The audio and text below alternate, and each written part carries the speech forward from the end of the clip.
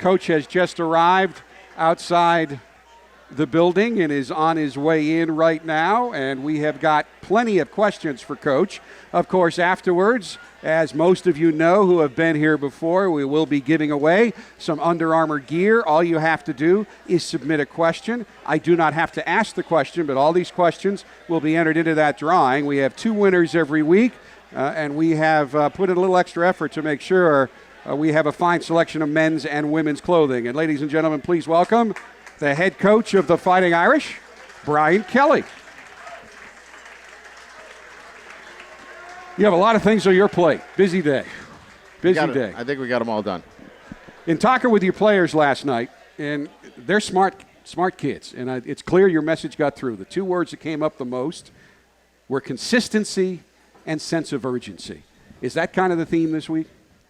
Yeah, we're 1-2. There better be a darn sense of urgency.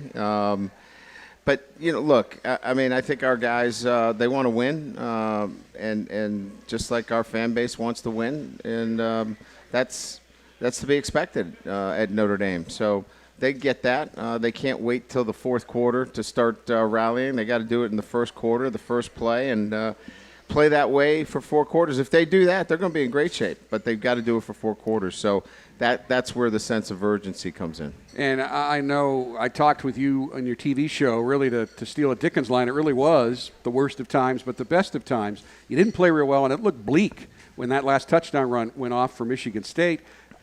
People were leaving, and a lot of teams would have thrown in the towel. It was a remarkable comeback that will be lost in the final score, but I think your team learned something about itself at that point. Yeah, I wouldn't give up on this team at any point. It's the fans' prerogative to do what they want to do. They pay money to go see the game. If they want to leave, that's up to them.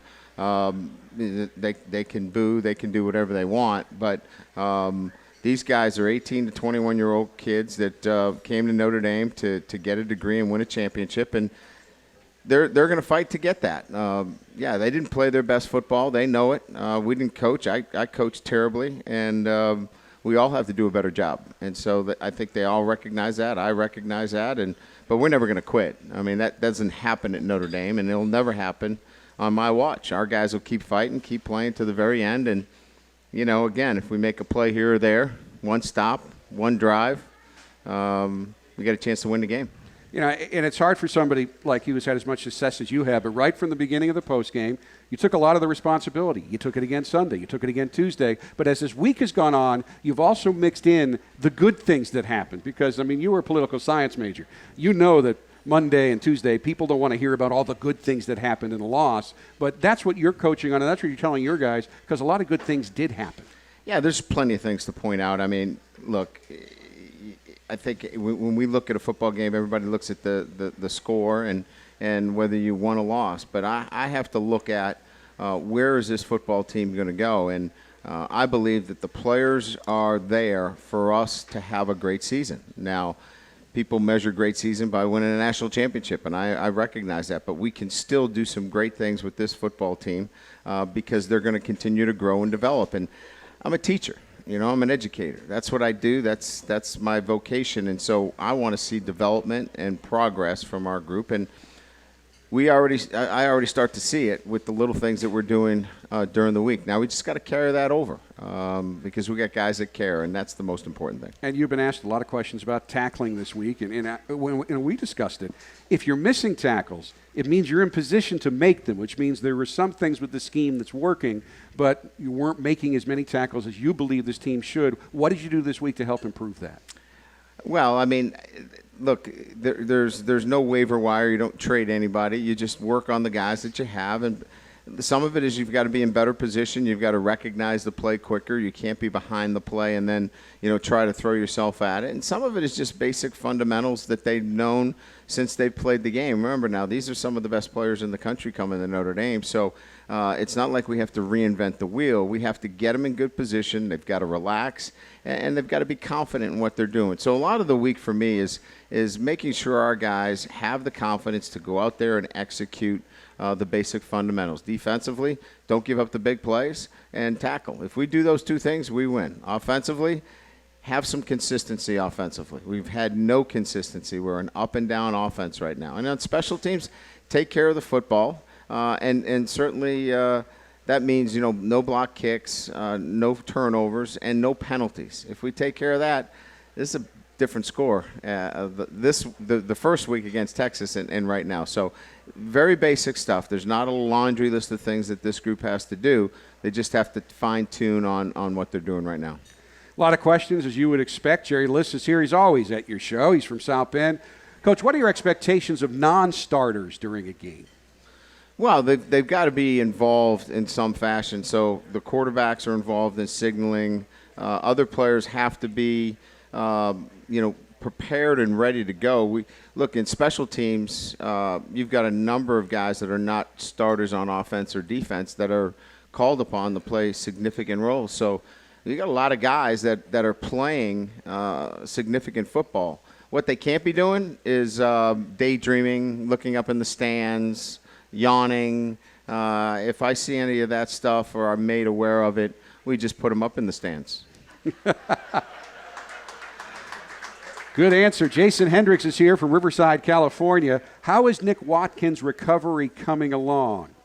Well, he's making progress. It's just a matter of, can we make enough progress in time for us to get enough work out of him in this season. As you know, Nick played as a true freshman, and I really didn't handle that situation very well because he didn't play enough as a true freshman. He played mostly on special teams. So I don't want to play him for 5 or 6 games this year and not be able to gain that year back because – we can redshirt him this year because of the injury. So it's not there yet. He's not cleared by Dr. Radigan, and if it's going to be another couple of weeks, he's probably not going to be able to make it back this year. Tom Hensler is here, as he always is. Notre Dame alum, lives in Houston, but spends his falls up here, so he can go to Notre Dame football games, among other things. Coach, it seemed the defense lost its focus for a few series in the third quarter against MSU. What did you do to get them refocused to shut the Spartans out in the fourth quarter? Well, some of it is execution. When you say focus, that focus is about a young man or a group of guys, coming together and staying focused on the task at hand. And we had some guys, when you say not focused, doing other people's jobs. And so getting them back to doing their job is the first thing that we always do. And then I think a momentum started to sway a little bit. Offensively, we were starting to move the ball. And defense is one where, momentum's a big swing for them. And I told them we can't rely on momentum to play good defense. We've got to rely on the individuals collectively coming together as one. So I think it was a little bit of both. We had our guys doing their jobs, not trying to do other people's jobs, and then the momentum started to swing our way with the offense moving the football. Nathan Sagan's here from Granger. Coach, the high-paced, up-tempo offense worked well in the fourth quarter this week. Will we see more of it throughout future games? Well, anytime you're down, it's going to be fast-paced, and you're going to move quickly. I'd like to be more balanced. Certainly, we didn't run the football in the second half because we were down a considerable amount. I'd like to be a little bit more balanced offensively, but we have the capabilities of playing fast if we need to at any time, and if we think that that's in the best interest, we certainly can do that. Kevin Smith's made the trip up from Napanee, Indiana. What advantages do you now enjoy by having former players on staff like Todd Light, Autry Denson, and Corey Robinson? Well, in recruiting, and Doug Randolph too, in recruiting, they're invaluable because they can talk about their lessons learned at Notre Dame, why they selected Notre Dame, and how it impacted their lives with their degree and the success they had after Notre Dame. So that's invaluable. As coaches, they played here at Notre Dame, and they know the rigors of the student athletes, so they can identify with all of our players on a day-to-day basis. So the ability to recruit and identify with prospective student athletes and then our own student athletes because they've been there, done that.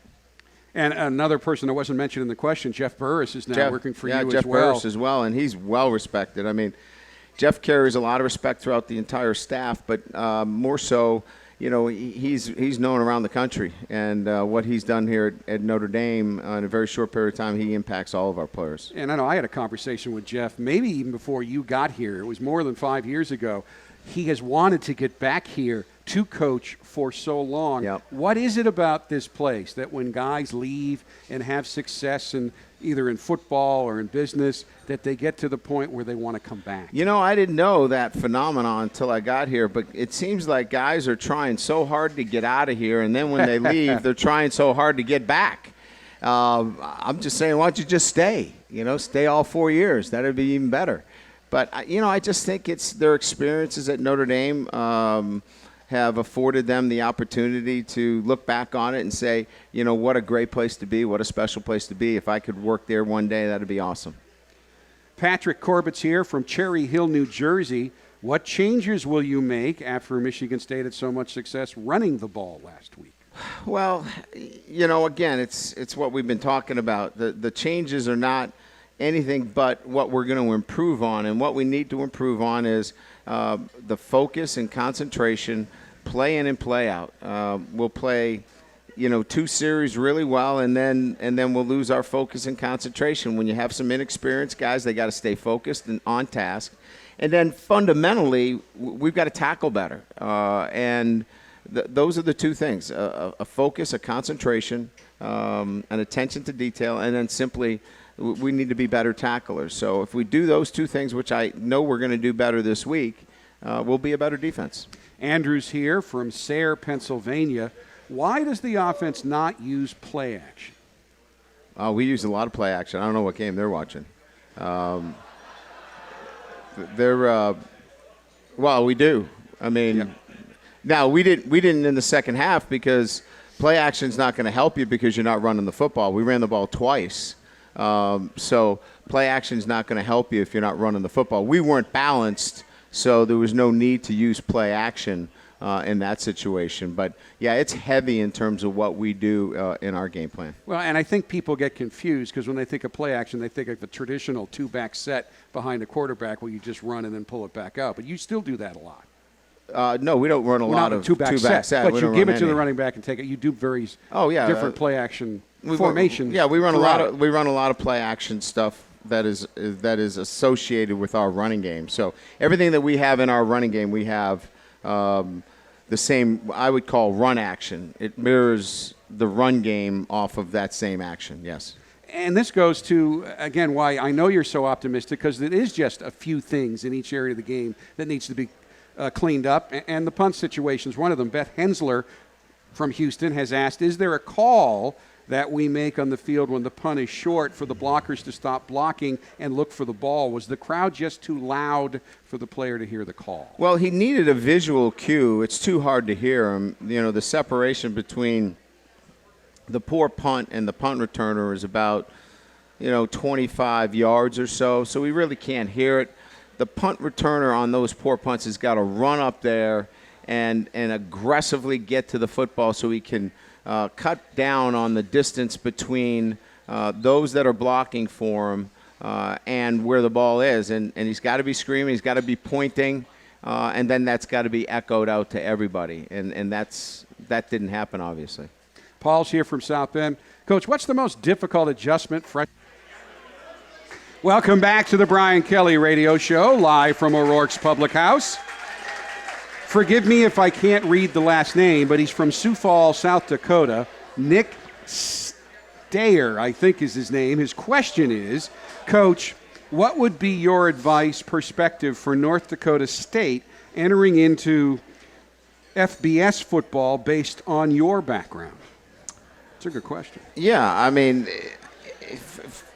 look, anytime you're making that transition into FBS, you're talking about the demands that the student athlete are going to have. Provide the student athlete with all of the resources necessary to play at that level. And don't, if you're going all in on this, don't go all in by thinking a bigger stadium is better. Don't go all in thinking that you need the bells and whistles. What you need are resources for your student athletes, and that means more support staff, things that will help your student athletes on a day-to-day basis. That people misunderstand what it means to make that jump. It means you need to provide more resources to the student athletes to make that jump. and then the rest will take care of itself. If you're having success, you'll have so much attendance, then you'll have to build a bigger stadium. That all happens after the fact. It shouldn't happen first, provided you meet the minimum requirements for attendance. That will take care of itself. Bryson's here from Kansas City. That's a question. It's a legitimate question. What are your goals for the rest of this season? Our goals are to beat Duke tomorrow or Saturday. That's first and foremost. And it's so focused on that because our kids only care about winning on Saturday. They work too hard during the week. You know, we got guys who got 2-3 hours sleep earlier in the week here, Tuesday and Wednesday, because they've got exams, and they've got to balance their whole schedule and balance it such that they do well in the classroom and on the football field. They give so much that they want to win on Saturday. And everybody that's here this weekend, they've probably sacrificed to be here as well, and they want to win. So everybody's in the same boat here, and that is we don't worry about the big picture goals. Even if we were undefeated, we wouldn't even worry about that. We'd be thinking about what do we need to do to beat Duke. You know, there's so many outlets now. There's Twitter, there's 24-hour news, 24-hour talk radio. So the fans and the media are always talking about the big picture. Right. They're talking about the big picture in August before any games have been played. That's right. But really, you go back to your undefeated regular season in 2012. This doesn't change if things are going well or they aren't. The focus that I've always seen from your teams, it's always on Saturday. Yeah, it's period. improve the way we play on Saturdays. And we know how to prepare. We got to continue to prepare better and coach better. We know who we are after 3 weeks. Look, there's 4 quarters to the season, right? There's 3 games, and then there's 4 quarters. The first quarter, we tell our team to start fast. The second quarter, we tell them they need an attention to detail. The third quarter is effort and enthusiasm, and the fourth quarter is finish strong. Okay, the first quarter, we didn't start fast. We can agree on that. We're now in the second quarter. And in the second quarter, we need an attention to detail. If we get that, we're going to have a good second quarter. We're going to get to the third quarter, and if we have great effort and enthusiasm, we're going to win the third quarter. And then we'll get to the fourth quarter, and we'll see what happens there. I think we're going to finish strong. And now you've got 4 quarters of football completed. So it's hard for me to we had a bad first quarter. There's no question. Everybody's disappointed in that. But we can't go back there. We need to move forward to the second quarter, and that is great effort, great attention to detail. Well, and as you mentioned, you're a teacher. But you also came here to bring this team another national championship, something they haven't done since 1988. And it's been almost 2 decades since you were in contention. You were in contention in 2012. You were in contention last year. That's the next step you want to make. But you also want to get these guys ready for life. And, you know, it's not a cliche. They may learn more bouncing back from this adversity than they learn from a 12-0 season. Although I'd rather they learn in a 12-0 season. Me too. I'd rather 12-0, 14-0, whatever the case may be. But I mean, look, we all understand that this is about developing our players to be the best they can be, and translate that to how we play the game. And we haven't played the game quite the way I want our football team to play it. So it's my job to get them to play that way. We'll get there. I'd like to have gotten there 3 weeks ago. Yeah.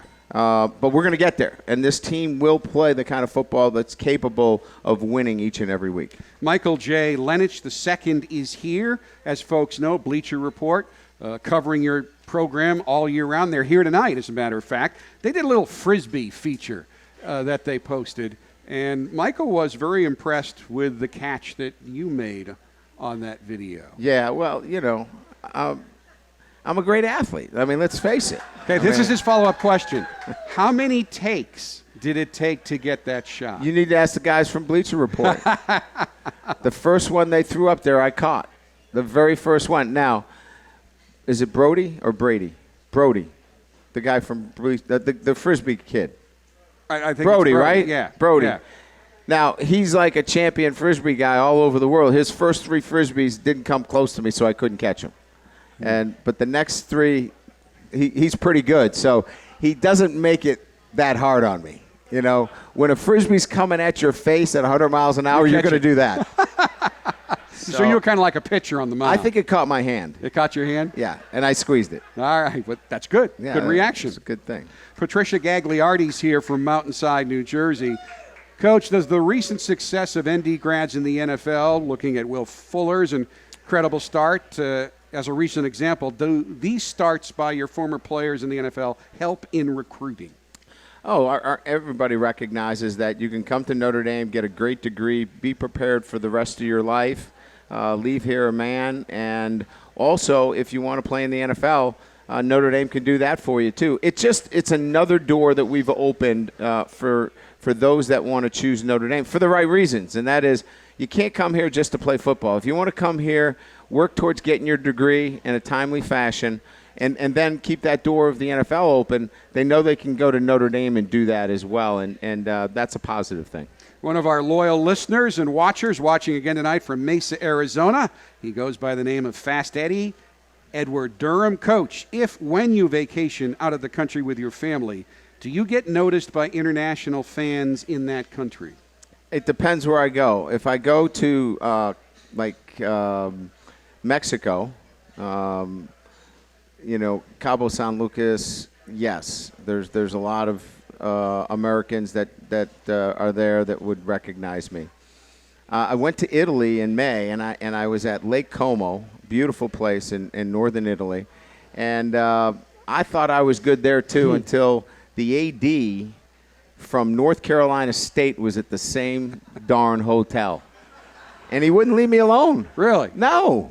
Was he trying to hire you? I said, we're going to play you in a little bit, you know? Could you just be on vacation like just me? Leave me alone. So I haven't been that successful of finding a hideaway, but if I was to go, Italy's a pretty good place to hide. Now, for an Irishman. Yes. You don't play anywhere near as much golf as I know you'd like to because you have more important things to do. This is not Simon. It's a good question. The questioner wants you to imagine you're at Pebble Beach. You are even on the par 5 18th, 200 yards out. Do you hit a 3-wood and go for it, or do you lay up?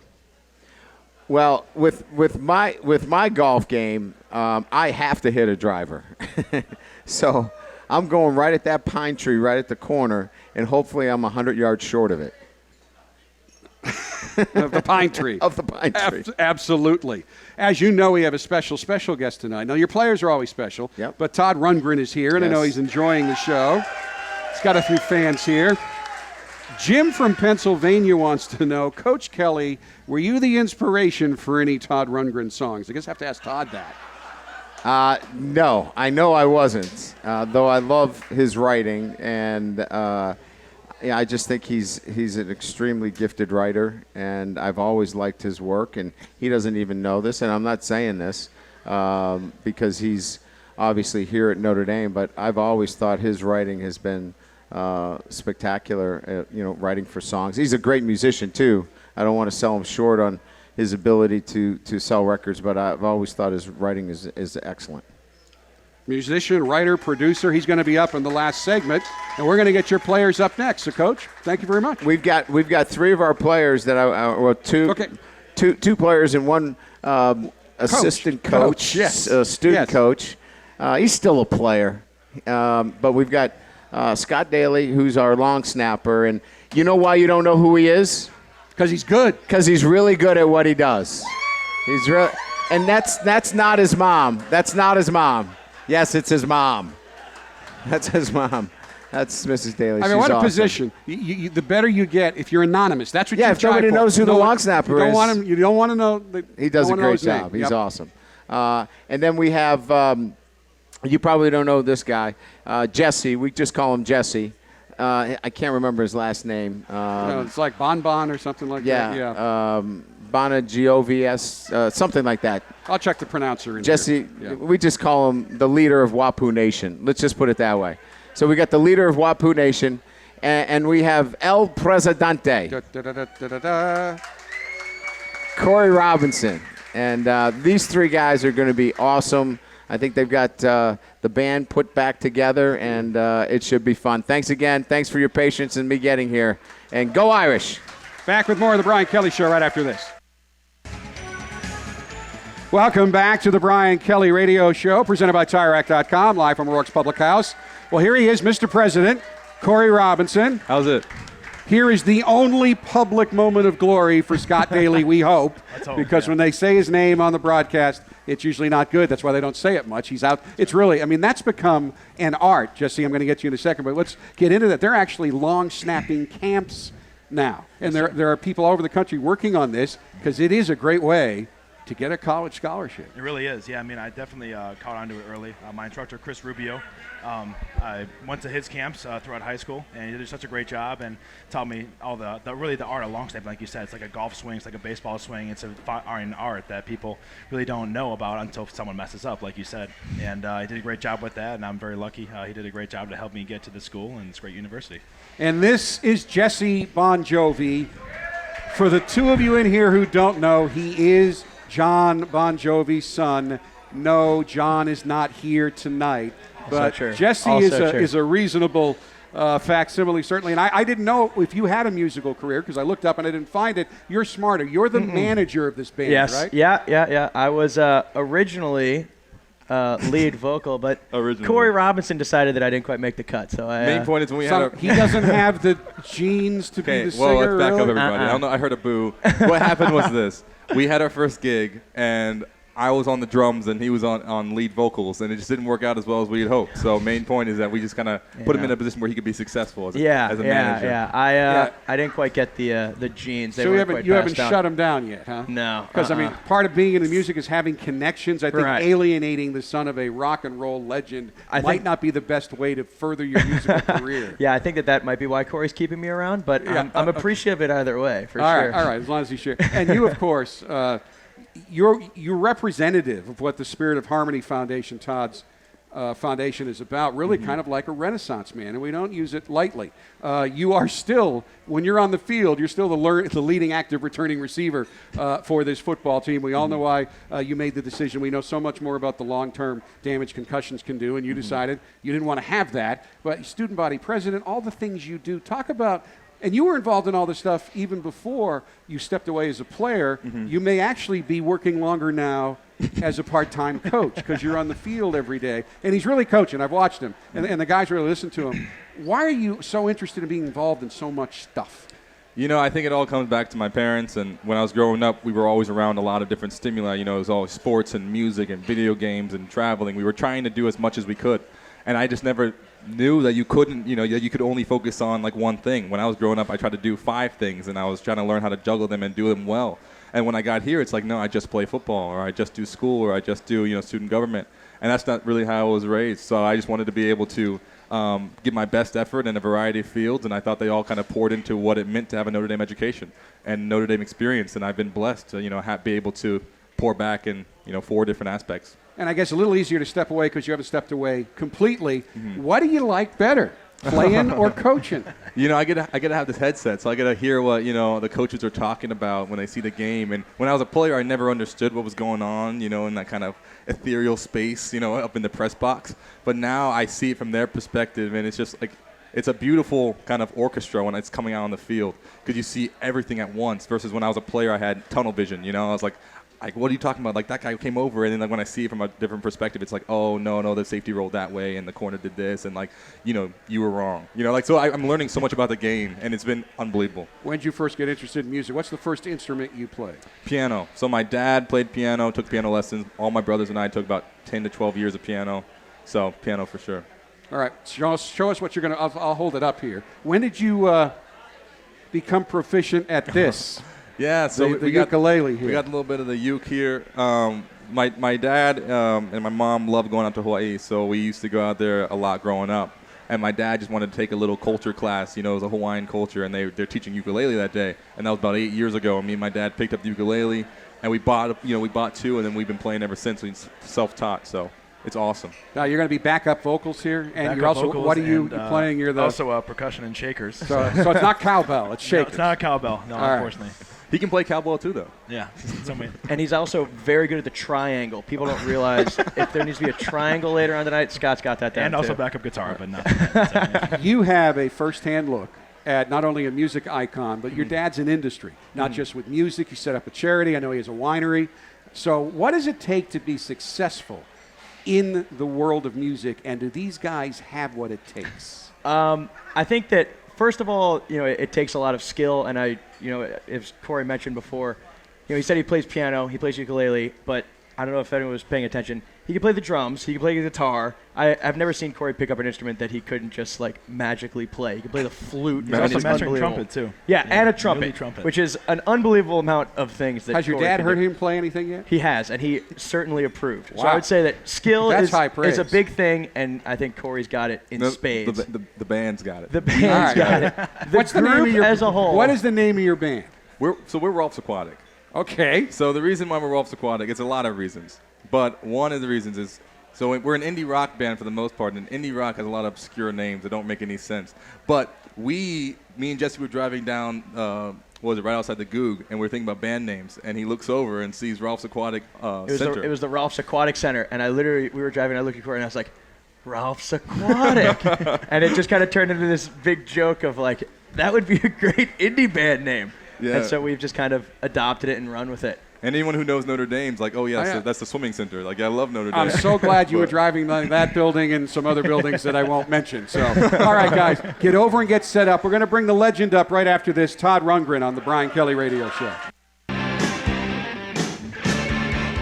All right, folks, as promised, here he is, the legend himself, Todd Rundgren. And I was just telling Todd, this may be the first time that there are as many people here for the special guest as for the head coach. I feel Dad, like don't John tell Brian I Mellencamp. said that, but people are fired up to see you. So I'll ask you the question I think a lot of fans have. Do you have a favorite song? No, I don't. Often get these questions of absolutes, what's your favorite this, or it's what's your favorite what was your kid? most memorable moment? Yeah, who's your favorite child? That sort of thing. It changes too often, I guess. I keep writing new music, so I'm often more mentally attached to what I've done recently than to the older stuff. You have excelled at writing, producing, and performing. Some may not know you produced Meatloaf's Bat Out of Hell. What do you like the best? Well, I don't get to do as much production as I used to. The record business has changed a lot. A lot of people are producing themselves because the technology has become so affordable that with a laptop and a little bit of software, you can make your own record. So that puts me out of a job for a lot of people. But can they do it well? Well, I learned hands-on. That's how I learned. I never went to an engineering school or anything. I learned in the studio, built my own studio so I could learn more. So it isn't necessarily a question of a formal education so much as getting your hands in there and getting the feedback of, okay, if I do this, what does it sound like? And if I do that, what does it sound like? That's how people develop a style of production. Now, you're going to be an artist in residence at Notre Dame in the coming week. Talk to me about, and to the folks, how this came about and what your goal is. Because I know, again, the Spirit of Harmony Foundation is a big reason why you're here. That is a principal reason. It's kind of a cooperative effort between us and Notre Dame in terms of getting the word out about the foundation, the Spirit of Harmony Foundation, whose principal goal is to get music and musical instruments and musical programs into the hands of people when they are really young, when they're first starting their education, because of the effect that it has on the way that you process sound. When you learn how to play a musical instrument, then you hear the world of sound in a different way. And it turns out that with a couple of years of more or less formal education, if you start really early, it'll change your entire life. It'll change the way you hear things for the rest of your life. Okay, this is a live show. We have 6 minutes left, so I want to let you get over there. We're going to get down and start rock. Playing. Okay. He's going to rock. They're going to play 2 songs. You can donate your old instruments that you don't use at the pep rally tomorrow, where he'll be playing, and at Fan Fest on Saturday.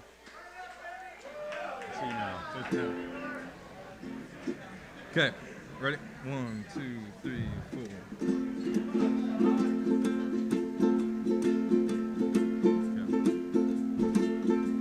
I asked you on a day, you said no, it's kind of late. I said it's fine, I can wait, and you never called again. I like the way you dress,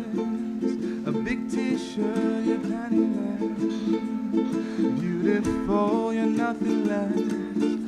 But I just can't win, girl, you give me nothing. No, I'm flying on this plane across the country. I'm insane, no, I'm in love. I probably shouldn't go, but I believe there's still hope. I'm at the bottom of the ocean looking. That last Friday night, I caught you swimming in the light. The way you danced, what a sight. I had nothing to say. I started walking over there. Your private eyes caught my stare. I tried to flirt, you didn't care. You told me to go away, and I'm flying on this plane across the country. I'm insane, no, I'm in love. I probably shouldn't go, but I believe there's still hope. I'm at the bottom of the ocean looking up, flying on this plane across the country. I'm insane, no, I'm in love. Probably shouldn't go, but I believe there's still hope. I'm at the bottom of the ocean looking. Butterfly, far, far away. Would you mind if I chose to stay? 'Cause I don't really know you too well. I wonder, should I go? I asked you on a date. You said, yeah, let's get a shade. Some people say our love was fake, and you never cried again. And I'm flying on this plane across the country. I'm insane, no, I'm in love. Probably shouldn't go, but I believe there's still hope. I'm at the bottom of the ocean looking up, flying on this plane across the country. I'm insane, no, I'm in love. I probably shouldn't go, but I believe there's still hope. I'm at the bottom of the ocean looking, at the bottom of the ocean looking. I'm still drowning in the ocean looking.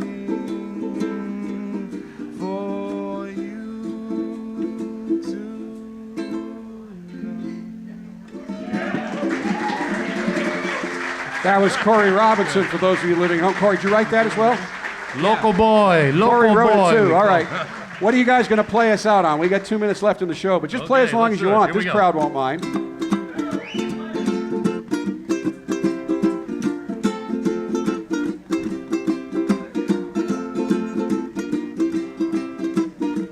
Here we go now. I don't want to work. I want to bang on the drum all day. Everybody now. I don't want to play. I just want to bang on the drum all day. Ever since I was a tiny boy, don't want no candy, I don't need no toy. I took a stick and an old coffee can, I pound on that thing till I got blisters on my hand, because I don't want to work. I want to bang on the drum all day. I don't want to play.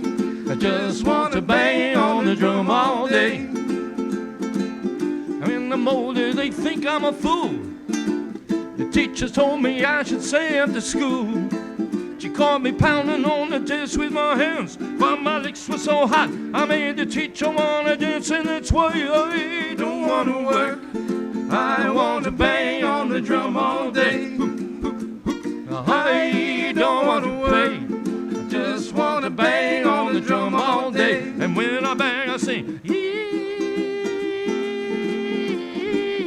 I'm on my way.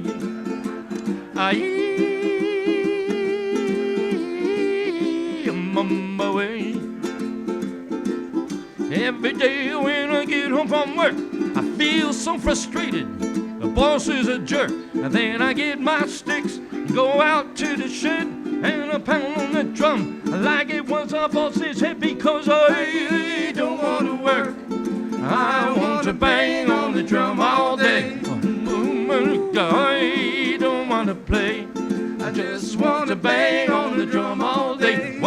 time now. I don't want to work. I want to bang on the drum all day. Melekaliki-maka. I don't want to play. I just want to bang on the drum all day. Todd Rundgren, Corey Robinson, Scott Daly. That'll do it. Good night, everybody, and go Irish.